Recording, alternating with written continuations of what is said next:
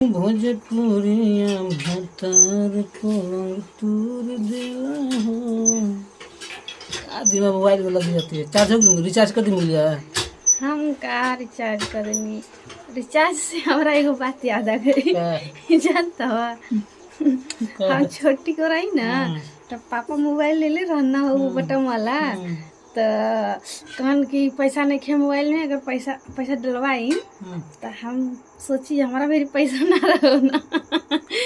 तो जाके जानते हैं दोस्तों, उनका मोबाइल खोल के और बैटरी निकाल देते थे।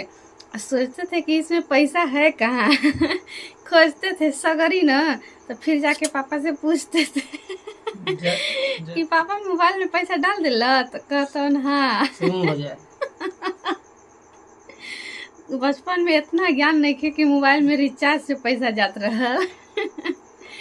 आप खूब मतलब इतना परेशान हो कि खोजी ना पैसा मोबाइल में, मगर मोबाइल में रही बैटरी वाले में तब ना। कहीं कि 20 रुपया 25 रुपया पहले रिचार्ज होत रहल, तो 20-25 रुपया रही तो 5 रुपया निकाल ले। तू करत रहा। हम इनका लेका मूर्ख नहीं बताओ जाए। हम तो लेखा मूर्ख कर रहे। तब क्या मूर्ख नहीं तो क्या है? मूर्ख नहीं है बताइए। मोबाइल में पैसा ढूंढती है करत होई मगर हमरा से बतावत नहीं खान।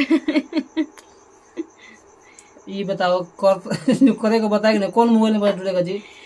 तो हम बचपन की बात बतावत है, छोटी को रही तब। हम लोग जब से कितना बचपन हो गया।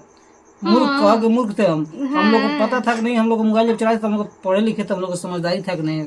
और जब हम 1-2 में पढ़त रहे तो बच्चे न रही इतना हमारा ज्ञान। बच्चा लोग के आता होगा दिमाग में, ऐसा बात नहीं है, लेकिन हम लोग को दिमाग में नहीं आता था ऐसा का। तो हमरा से बड़ हवा। ठीक है दोस्तों, मोबाइल से पैसा मिलता है। ठीक है।